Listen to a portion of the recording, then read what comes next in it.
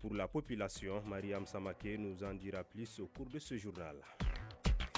Langue, coutume, tradition, la diversité culturelle comme une richesse, c'est le thème de la 27e édition de la journée culturelle de l'Association des élèves, étudiants et sympathisants de Bafine. L'objectif est de promouvoir la langue et la culture malinké. Aruna Kiadambele nous en dira plus dans ce journal. Actualité internationale au Ghana, l'ancien ministre des Finances inscrit sur la liste rouge. Et puis aux États-Unis, une cour d'appel autorise temporairement Trump à bloquer certains accès d'une agence de presse à la Maison Blanche. Les détails à suivre avec Issandaou dans ce journal. Mesdames, Messieurs, voici pour le sommaire à la présentation Amadoun Diallo, mise en onde Penda Dao. Bonjour et bienvenue. La communauté musulmane du Mali a célébré hier l'Aïd El-Kébir, communément appelée Fête de Tabaski. Le chef de l'État a prié à Koulouba dans la salle des banquets du palais, entouré de plusieurs personnalités. Le président de la transition, le général d'armée Assimi Goïta, après la prière, a appelé à la paix, à l'unité et surtout à l'union sacrée autour du Mali. La fête de Tabaski ou l'Aïd al-Adha est un moment fort de convivialité, de solidarité et de spiritualité pour les fidèles musulmans. À Bamako comme ailleurs au Mali, la ville s'anime au rythme des préparatifs et des retrouvailles. Saoudatou Touré est allé à la rencontre des habitants pour recueillir l'ambiance de cette journée particulière. Suivons. Les rues sont bondées, les enfants joyeux, les têtes bien coiffées. Certains sont déjà habillés de leurs plus beaux vêtements. C'est bien la fête de Tabaski à Bamako.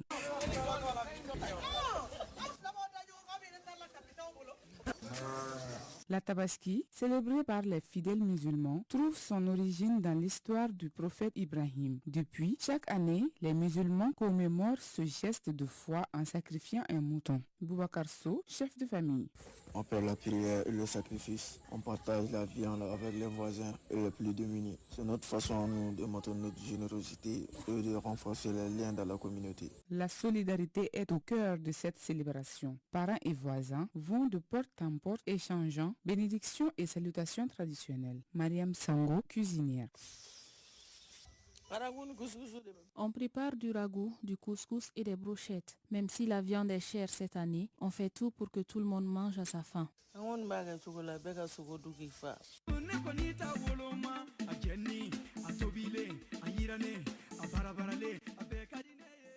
La fête de Tabaski, c'est aussi l'occasion de se faire belle et de porter ses tenues les plus élégantes. Aïssata Touré, élève. Aujourd'hui, j'ai porté une belle robe en basin avec des motifs dorés. J'ai fait une tresse spéciale en queue de cheval avec un maquillage léger et un rouge à lèvres qui va avec ma tenue. Pour moi, c'est important d'honorer la fête avec une belle apparence. Pour beaucoup, la Tabaski est également un moment de retrouvailles familiales et de convivialité. Alassane Daou, étudiant. Je suis revenu de Siasso Exprès pour passer la Tabaski avec ma famille. Après la prière, on va saluer les voisins, offrir la viande et partager un repas ensemble. Beauté, tradition et solidarité, à Bamako, la Tabaski continue d'unir les familles autour d'un même esprit de partage et de communion. Et nous restons toujours dans le même registre. Opération Tabaski, une initiative de la communauté sunnite du Mali à travers son bureau de coordination de la commune 2 du district de Bamako. 350 orphelins ont bénéficié de cette campagne. La somme mobilisée se chiffre à 7 millions de francs CFA. Nous retrouvons Bakari Kabadiakite pour les détails. La communauté sunnite donne de la joie à 350 orphelins. Ils reçoivent chacun la somme de 20 000 francs CFA, soit un total de 7 millions pour passer la Tabaski en beauté. Fatoumata Doukouré, porte-parole des bénéficiaires. Je suis ravie pour la tenue de cette activité. Je suis grand-mère de 2 orphelins de mon défunt fils. Dieu seul sait combien ce geste nous soulage. Je suis à ma 4e participation. Que Dieu leur accorde le paradis. Mahmoud Kouma, président de l'association de la coordination de la communauté sunnite du Mali. Ce cadre est une invitation à ceux qui ont les moyens de venir en aide aux orphelins. La communauté sunnite se manifeste pour sécher les larmes des orphelins lors de la fête du Ramadan et de la Tabaski. La communauté sunnite, par le biais de l'islam, compte apporter du réconfort aux autres, comme l'exige l'islam, et surtout aux orphelins. Elle demande aux bonnes volontés de se manifester afin que cette action de générosité touche d'autres orphelins. Je l'annonçais dans les titres, le dossier de la rédaction s'intéresse aujourd'hui à la vente en ligne. Contrairement au commerce classique, celui fait donc en ligne est de plus en plus choisi par les populations. De nos jours, on y trouve toutes sortes d'articles, même des moutons en cette période de fête de Tabaski.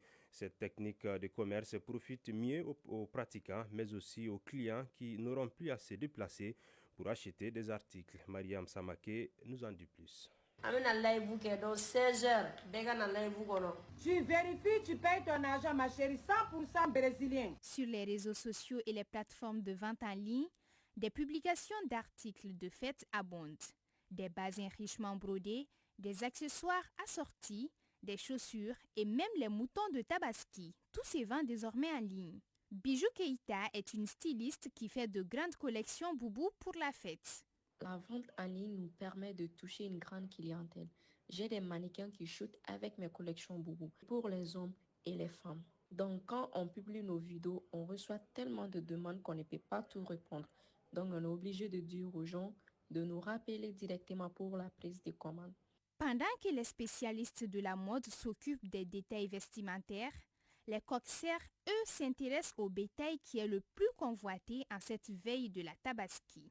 Ousmane Koulibaly, autrefois vendeur de téléphones en ligne, a changé de tendance pour l'occasion. Bon, mon business en ce moment, c'est de prendre la photo des moutons et je poste sur les réseaux sociaux afin que les gens prennent mon numéro pour m'appeler. La vente en ligne séduit de plus en plus de consommateurs pour sa rapidité, surtout à un moment où les bousculades et la chaleur rendent pénibles les virées dans les marchés. Fanta Sidibé, cliente. Depuis que j'ai pris goût aux achats en ligne, je ne me fatigue plus à aller au marché. Je commande tout ce dont j'ai besoin en étant chez moi. C'est tellement confortable. Et puis, on peut tout avoir sur Internet. Derrière cette nouvelle tendance de commerce, il existe souvent des risques pour les clients et des difficultés pour les commerçants. Fanta Sidibé, cliente. Mais il y a des vendeurs qui publient de faux articles. Une fois que tu envoies l'argent, tu verras que ce qu'ils vont te livrer est différent de ce que tu as commandé. Une vendeuse ici m'a déjà livré de la fausse qualité et depuis ce jour, je me suis désabonnée et je ne la recommande pas. Aïssata Diko, vendeuse en ligne. Il y a des clients qui t'appellent juste pour connaître ton prix et aller acheter chez quelqu'un d'autre. Mais on n'a pas les mêmes manières d'avoir nos marchandises. C'est ce que je dis toujours. Et ce n'est pas forcément de la même qualité. Il y a des gens qui donnent du faux au moins cher et présentent que toi tu es cher alors que pour toi est vrai. Face à cette concurrence numérique, les vendeurs doivent redoubler d'ingéniosité entre offres promotionnelles, livraison gratuite, essayage à domicile. Tout est bon pour maintenir la clientèle. Celi promo d'Amnina, Nizina promo tellement à ne surtout pas manquer. Kumba Sissoko, cliente. Moi, je profite toujours des promos de fête pour faire mes achats. Dès que je vois seulement sur les réseaux sociaux que tu es en promo, je vais dans ton compte et je prends vite faire le nécessaire parce qu'on ne sait jamais. Si la tendance semble irréversible, elle interroge tout de même sur l'avenir du commerce classique, où un simple clic remplace les longues marches vers les points de vente. À présent, le tour d'horizon de l'actualité internationale. Et l'actualité internationale sera développée par Issa Ndao qui s'installe sur ce plateau. Issa, bonjour. Bonjour Ramadoun. Alors tout d'abord, nous partons au Ghana où l'ancien ministre des Finances s'inscrit sur la liste rouge. C'est exact. L'ancien ministre ghanéen des Finances, Ken Ofori-Atta, fait désormais l'objet d'une notice rouge émise par Interpol le 5 juin dernier. Il est accusé d'avoir utilisé sa fonction publique à des fins personnelles, notamment dans le cadre de la construction controversée d'une cathédrale nationale, un projet ayant coûté près de 30 milliards de francs CFA au trésor public sans aboutissement concret.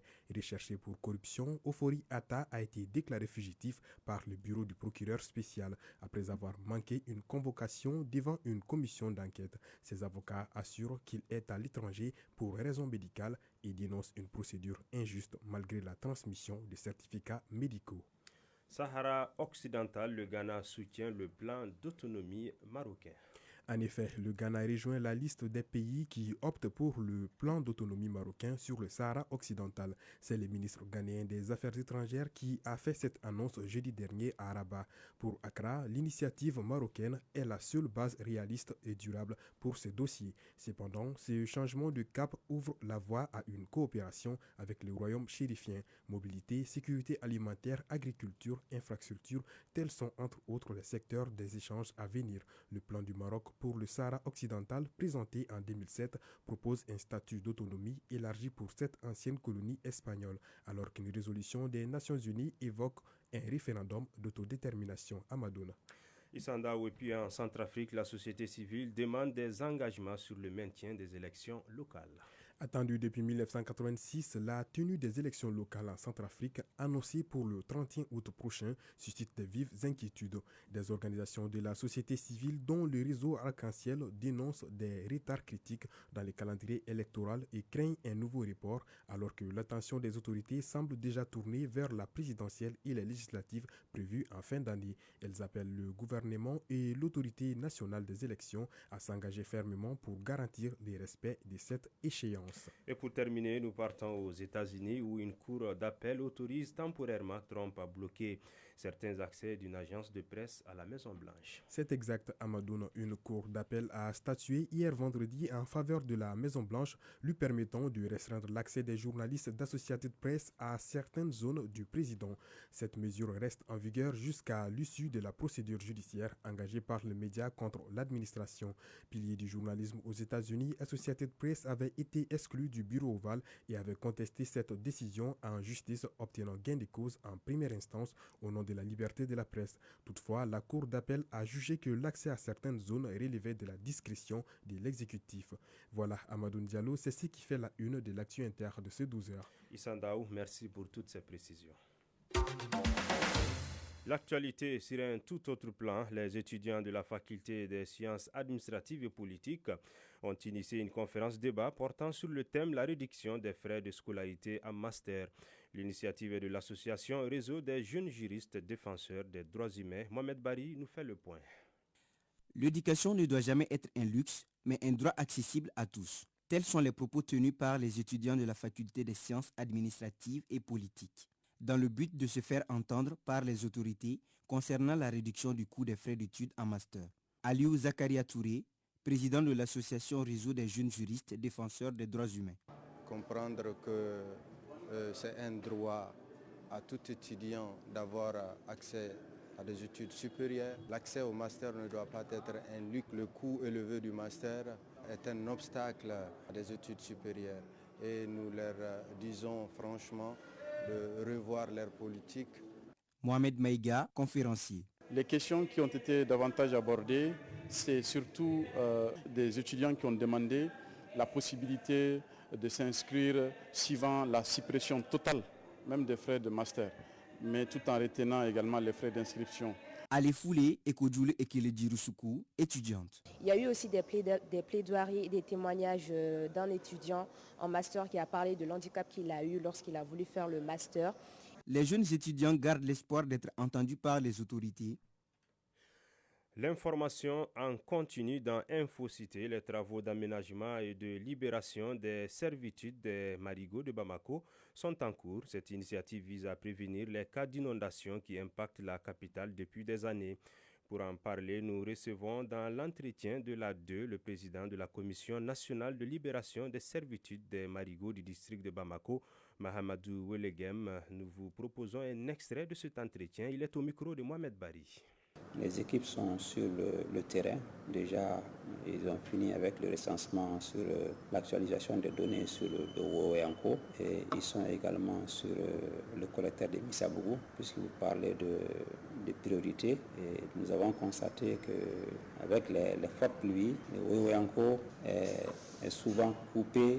Le district est souvent coupé en deux avec les fortes pluies. Si vous avez passé l'année passée, où il y a des agents où ceux qui vivent vers Sévéninkoro ont eu de la peine à rejoindre l'autre quartier de Djigroni parce que le pont Oveanko était carrément occupé envahis par les eaux. Et le quartier Misabou également, vous avez tous constaté l'année passée que c'est un quartier qui a fait l'objet de beaucoup d'inondations, surtout au niveau de la route de l'hôpital du Mali, avec le siphon qui est là. Et tout ce qu'il y a comme construction le long du collecteur, depuis Misabou, en passant par Irimadjo. Et puis à suivre tout à l'heure l'intégralité de cet entretien à partir de 12h30 sur la chaîne 2, une émission réalisée par Mohamed Bari. Le lycée technique de Bamako a accueilli le week-end dernier la 27e édition de la journée culturelle de l'association des élèves étudiants et sympathisants de Bafi. Le thème de cette année est langue, coutume, tradition, la diversité culturelle comme une richesse. L'objectif est de promouvoir la langue et la culture malinké. Le compte rendu de cette journée, c'est avec Aruna Kiadambele. Ces notes musicales nous renvoient au Bafin profond dans le cercle de Bafoulabé. C'est parti pour la 27e édition de la journée culturelle de l'association des élèves étudiants et sympathisants de Bafi. Une occasion pour les organisateurs de rassembler les ressortissants de Bafi pour revivre le terroir. Djibril Ba, membre sympathisant de l'AESB. C'est de pouvoir célébrer les différentes valeurs culturelles de notre cher terroir, c'est-à-dire le Bafi, tout en promouvant la paix, l'entente et la solidarité entre les différents membres de notre association. L'association AESB est un cadre d'échange et un lien de fraternité pour ses membres qui offre une opportunité pour les jeunes de se retrouver à travers différentes activités. Simaro Dambele, secrétaire général de l'AESB. Donc elle est créée dans l'objet de pouvoir réunir tous les Bafinois qui sont là, afin de pouvoir créer ce qu'on appelle la paix, l'entente et la cohésion sociale entre nous, les fils et les filles du Bafin. Le thème « Langue, coutume, tradition, la diversité culturelle comme une richesse » est interpellateur selon le parrain. Sakouba Madi Dambele. De fierté d'appartenir à cette localité qui est le Bafin. Et aussi un sentiment de satisfaction de voir tous les efforts que ces jeunes sont en train de déployer pour rehausser et revivre notre identité culturelle. Parce que l'objectif de cette journée, c'est de revenir sur le Bafi, montrer à tous les Maliens notre savoir-faire. Au programme de la journée se tiendront des conférences et causeries débats sur les thèmes et pour terminer avec une soirée traditionnelle.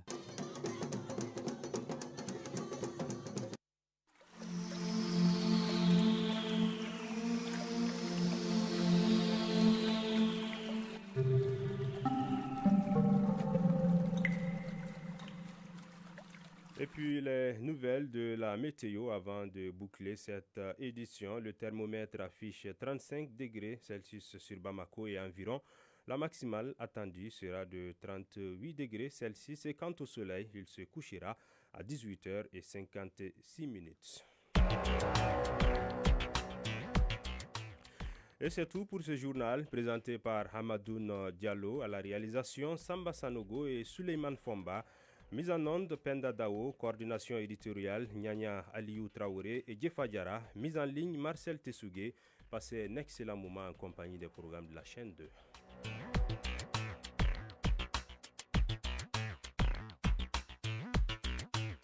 La chaîne 2 sur la toile, tapez www.ortm.ml et s'ouvre à vous le meilleur de la radio.